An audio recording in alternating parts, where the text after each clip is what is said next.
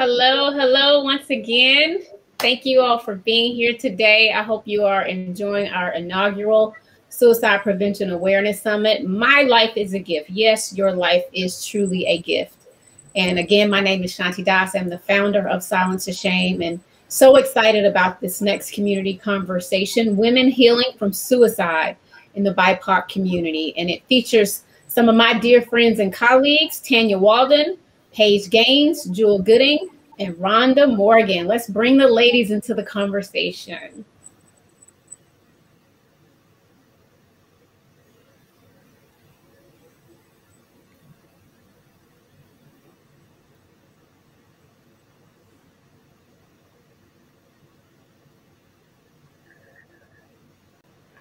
Hello, hello, ladies. How are you? Great. How are you? Good, good. Sorry, we had a few technical difficulties, but it's okay. We're like 16, 18 months into COVID, still trying to do this. And we're just grateful to the folks that tuned in, because I know people are kind of zoomed out. And again, want to thank the Gathering Spot for allowing us to be able to do this, and Lumbeck as our sponsor. So without further ado, I'm going to start with you, Jewell. In 30 seconds or less, give us a little bit of background information about yourself and what you do. Absolutely. So again, my name is Jewell and I am the executive director here at Silence to Shame. And I'm so happy just to be here to share my story, but also to really support others through this journey. Thank you, Jewell. Rhonda Morgan. Hello, my dear. Hello, everyone. My name is Rhonda Morgan. I am a real estate broker for Coldwell Banker Realty and a board member for Silence to Shame. Thank you for being here. Paige? Hello, my name is Paige Gaines, and I am the CEO and founder of 911 St. Jane. And I'm just excited to be here to share my story as an individual in recovery and a suicide survivor. Thank you, Paige. And last but not least, my dear friend, Tanya Walden. Welcome, Tanya. Hi, I am Tanya Walden. I'm the founder of My Life is a Gift. I am a certified peer specialist parent, and I volunteer for Silence to Shame. Thank you. And we owe so much gratitude. Yesterday was World Gratitude Day. So we thank you, Tanya, for allowing your organization, My Life is a Gift, to present this wonderful, wonderful summit today. So I want to start with you, Tanya. In about 5 minutes or less, can you kind of walk us through what happened with your son and how the attempt affected your family? And also, what was the most difficult part of seeking services with the mental health care system here in Georgia? Well, it all started, he was 20 years old in college when we first saw the unraveling of everything. Prior to that, there was no real indication, nothing noted that we could recognize. And it spiraled pretty quickly. And, you know, he attempted by lethal means. He was in the hospital for a long stint on life support. And it was pretty complicated as far as the mental health care system. It was a little scary. For me, it was lack of knowledge, and that was from family history, the community, and the mental health care system. But for the mental health care system, it was lack of compassion and service and just everything. It was like a secret society, as I call it. And they had all these terms and acronyms that you didn't understand. It was hard to navigate. And without an advocate, even to this day, it's a little bit complicated, because even if you go to the ER or just need assistance, you could easily land yourself in jail or the morgue. It's still a complicated mental health care system. But for us, that's where it started. Around 20 years old, he had his first psychotic break, and it was a hard lesson to learn. And of course, there was shame involved, and there were racial barriers and still stigma. But that's where it began for us. Thank you for that, Tanya. And I do want to just mention, you know, trigger warning. I want everyone that's viewing, you know, be aware that we're sharing intimate thoughts and stories of suicide attempts. So if this happens to trigger you, you know, make sure that you stop watching and seek help immediately in your own respective areas. Tanya, did you see any warning signs initially with your son? As you look back? Not until he was 20. You know, prior to that, there was nothing. You kind of knew. We worked in the same industry, Shanti and I did, in the music industry, and my son was around a lot. He was on tour with me. There was nothing that any of us could lay our hands on and think back to, well, you know what? There was something here with him. We never could pinpoint anything.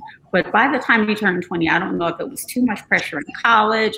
I don't know if there were drugs at play. I really don't know what it was, but he unraveled. And again, it was very quick. And from that point, I started seeking services, but finding the right therapist and psychiatrist, it was just like it was a needle in a haystack. And, you know, I couldn't give up on him because it's my baby. I'm like, what is wrong? So for me, just finding what we needed didn't happen in time. For that evening, you know, he had been crying a lot lately. He had been having spells where he was running away for maybe a couple of weeks. And when we narrowed it down to that evening, he didn't give me any real indication that suicide was there, but I felt it because he was so depressed. He was so dark, and he was in a place that I could not pull him from. So in my deep thoughts, I thought it, but on the surface, I said, no, he would never do that. When he left that evening to leave the house, and I felt it. I called the police from the other line, and I was on the phone when all of it happened. And again, it was by lethal means, and it was just a tragic evening. So I say to anyone, everyone's story is different, but just don't give up the fight in looking for the right services. Because if we don't, these type of things will continue to happen. And without entities like Silence to Shame and others, we'll really just be in a pickle in life. And as far as the mental health care community, I think they need to vet their employees a little differently, because that's a high alert and concern for so many people.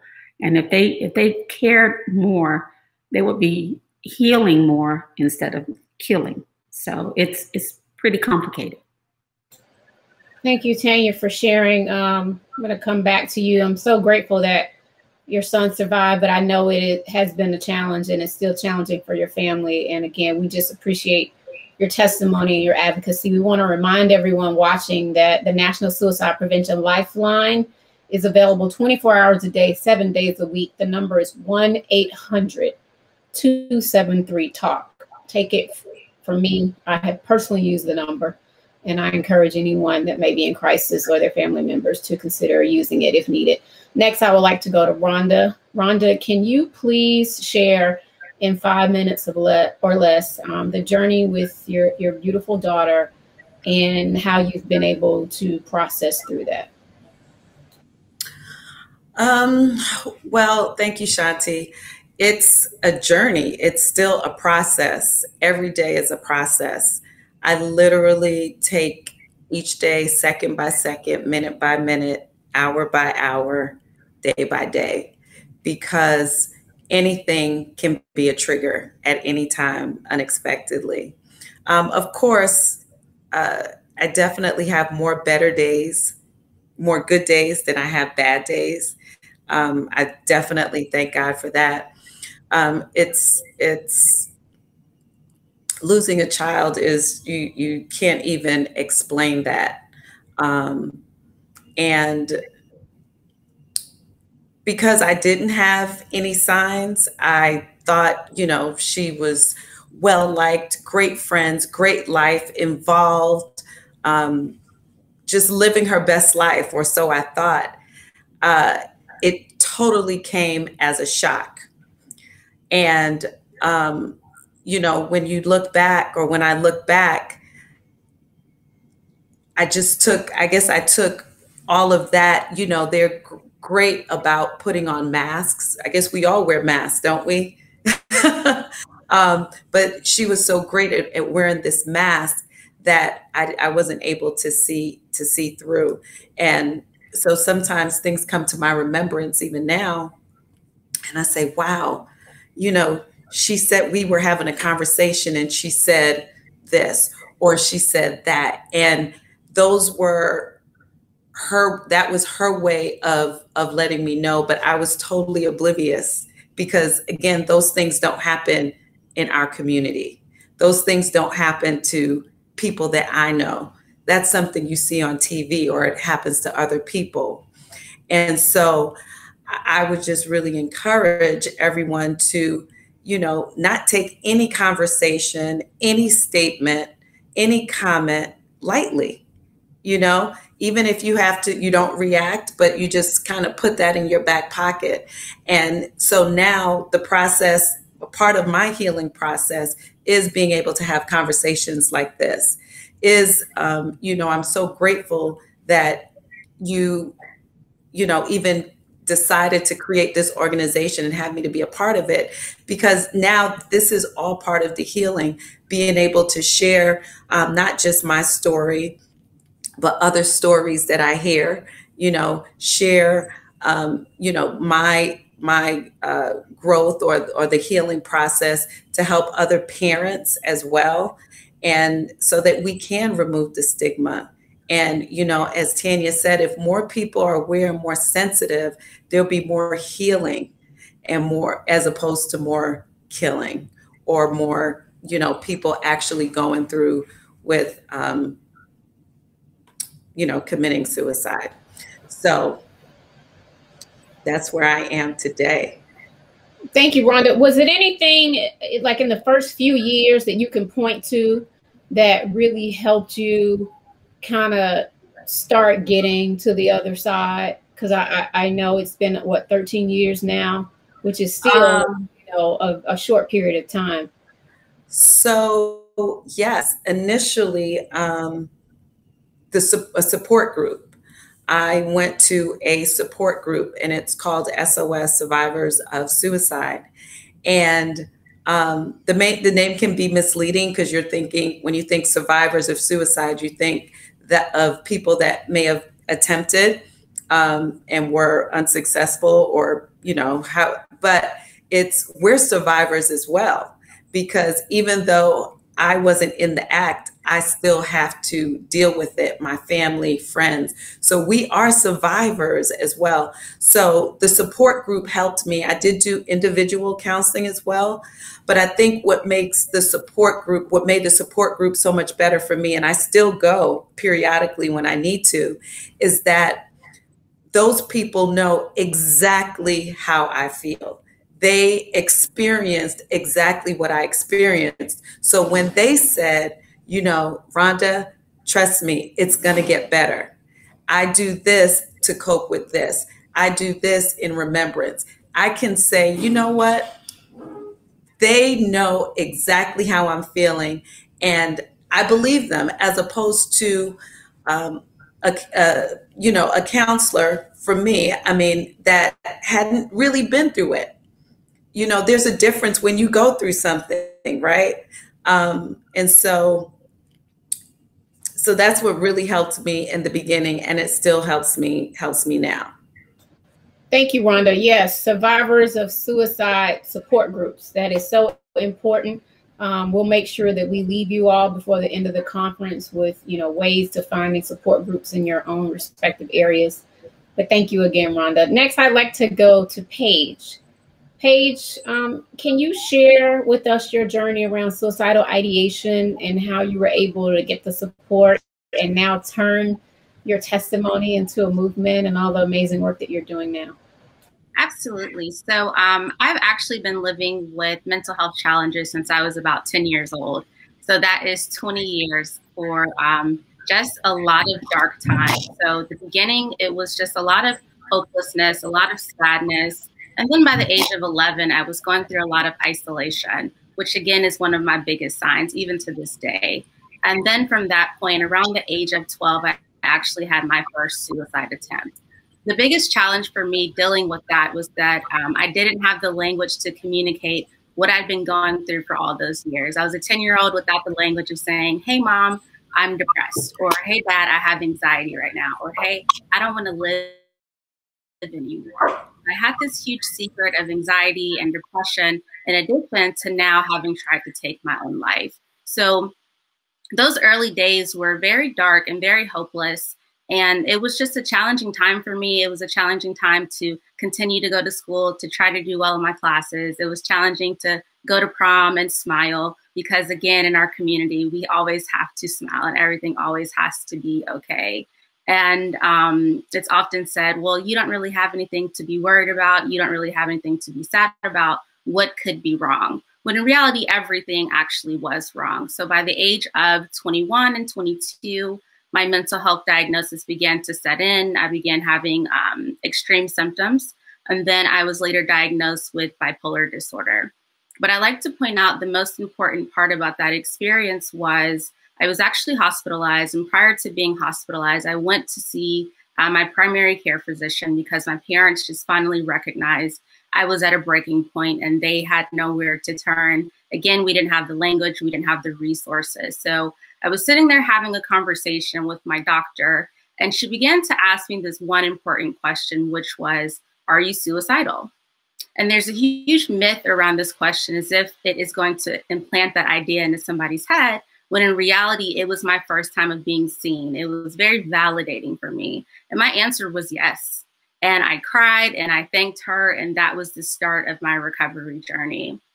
So just being able to maneuver that system, being able to learn the language, being able to get into therapy and get a psychiatrist, it definitely had its challenges, but the biggest benefit was, and the biggest helping factor was actually being able to, again, learn the language, because then I was able to communicate with my family. And I was able to communicate with my friends and say, this is what's going on with me. This is what's happening this day. And we were able to have a conversation, as uncomfortable as it was in the beginning. Excuse me, it turned out to be very beneficial, and it was strengthening to our relationship. And now we are closer than ever. So I'm very grateful for the experience that I've had.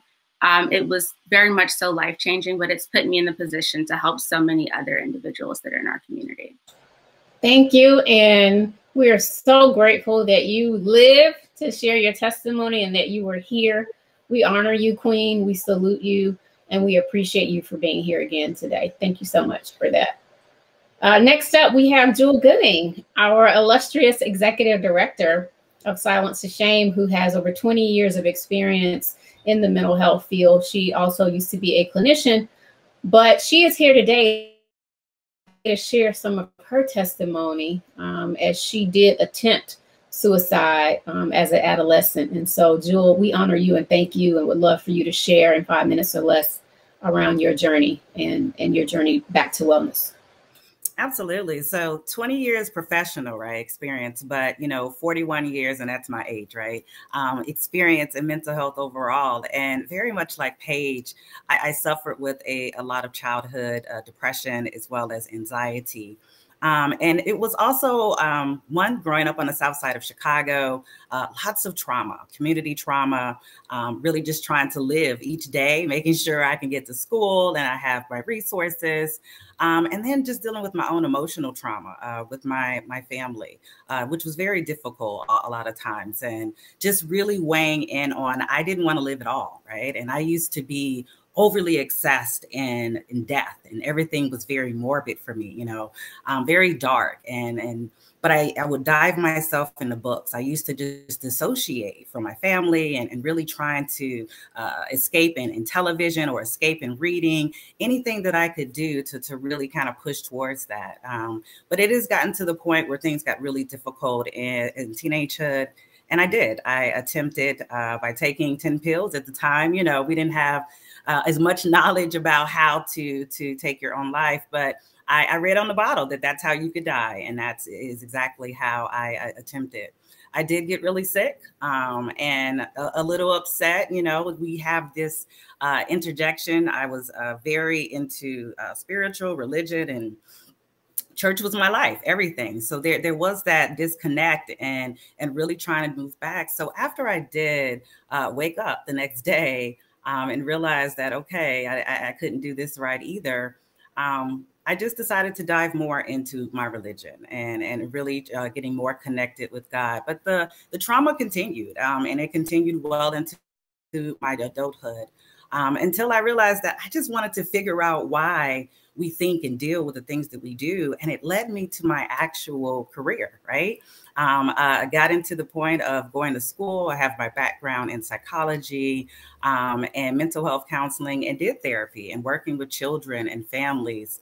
And that in itself also brought up some of that additional trauma, but it really led me to the point of helping others.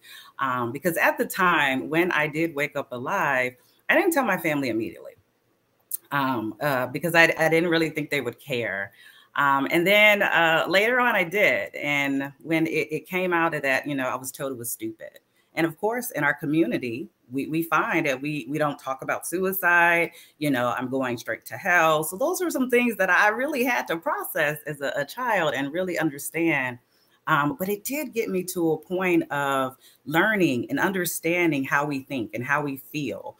So it really just put me in a world to just be a better advocate, right? It allows me to be a better parent. Now I have a child with social anxiety and another child with attention deficit hyperactivity disorder. I'm now equipped to support them emotionally, physically. I'm there to understand what they're really experiencing, and really able to equip them with the resources that they need early on, and learning through my own process myself overall. But, that is something that I do. I remember and I utilize that as my advocacy tool to really help, pivot me and supporting others. Because that peer support Rhonda was talking about, that's what's really key, right? Hearing from others that you can get past this. That is allow me to feel better, even more as an advocate, as a parent, as a wife, as a friend. I can be my authentic self and helping others to understand that as well. Thank you, Jewell. And we're right about at the 10-minute mark or less. And this panel is about women healing from suicide in the BIPOC community, and particularly Black women. So in about a minute or less, I want to kind of go around the room. Tanya, as a Black mom, can you say anything to other Black moms that may be healing or on this journey to find healing if they have a family member or child that has attempted? What has it been like as a woman of color for you? And what would you say to other women of color in this healing process? You're on mute, Tanya.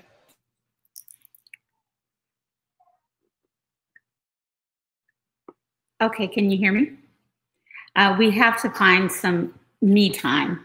Me time is the most important thing, self-care.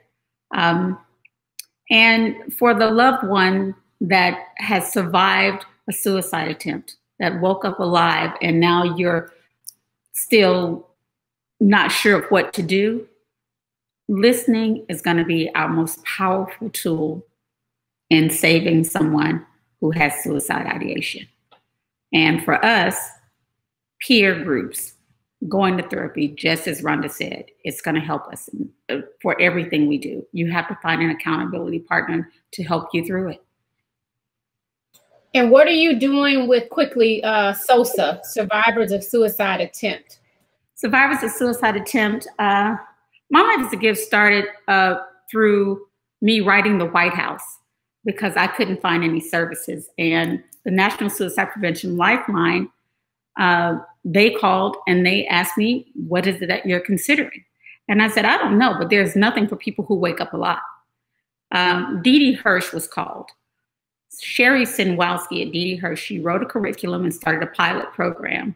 Since then, that curriculum has been outsourced to even Georgia and a few other states. So Paige, she has taught the class, and I hear that it's going well in some locations, and some people have to gravitate towards.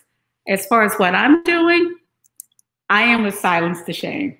This is what we're doing. We are encouraging, we are educating, we're influencing people to get help, to get the services that they need. If they are depressed or down, I get so many phone calls now because of what we're doing. And people wanting, how can we get help? Do you all have any resources? Where can we find resources? I'm just having a problem. Will you just listen? And yes, I will listen. And the biggest thing that we can do is be kind. Yes, absolutely. Thank you so much, Tanya. Paige, as a Black woman, what would you say to other Black women who may have attempted and are still healing through this journey? I would say that there's strength in being vulnerable. It's okay to find a close friend, to find a family member, whatever resource that you may have, and to share that hurt space, to ask for help. It's definitely strength in being vulnerable. And I'll just honestly keep it as simple as that. That's what kept me alive, is being transparent and asking for that help. Thank you. Rhonda, it's okay for Black mothers to take that cape off. If we have lost a child to suicide, we're here in being vulnerable. Peer support group. Tanya talked about support groups and being open and honest and seeking help. What would you say to other Black and brown moms as they heal on this journey? You're on mute. You're on mute. Forgive yourself. That's what I'll say. Because it had absolutely nothing to do with you. That was a singular decision that your loved one made. And guilt that's the immediate, that's what we hold on to the most. I coulda, shoulda, woulda. What if? Once you forgive yourself, the healing process becomes so much easier. Thank you, Rhonda. And I can so relate to everything that you all have said, because for me, you know, after my best friend took her own life, and again, you know, we're taught to be everything to everybody. And again, going back to that cape that we wear in our community. And I had to get to a point where I was like, it wasn't my fault. You know, unfortunately, you know, whether my friend was in, you know, a certain state of mind or not, it was not my fault, even though I blamed myself. And I cried nights. And I had to forgive myself when I went through my own suicidal ideation. So I love that, and going to support groups, and I should still find one now, because again, it is a journey. Jewell, what do you say? What else can be said? I know we've said a lot, but what else can we say to Black and brown women as we're healing on this journey around suicide attempt, suicide loss, suicidal ideation? Really taking time to sit with yourself, right? To learn what it is that you need, to figure out where you can lunge out and ask for support. But honestly, finding out what is most important and what's going to help you. Everyone has their own unique space, right? We do have medication management. We do have therapy. We have social connectedness, you know, connecting with others and making sure we are giving back to our community, finding a sense of purpose, looking at spirituality, being more grateful, right? Spending more time and being more incorporated. All of those are options for you, and really figuring out how to move past that, and being okay with not being okay, and being able to reach out. And if you are those who are watching, connect back. Remember, we all need some support in one way or the other. So finding what's authentic for you, and that's going to allow you to feel healing and recovery in wherever state you are. Thank you, thank you, thank you. We have about a minute or two left. Quickly, I want everyone to know how they can stay in touch, any social media handles, how we can keep up with the phenomenal work that all of you ladies are doing. Tanya, how can we stay in touch with you and My Life is a Gift? I am on Instagram and Facebook. My Life is a Gift.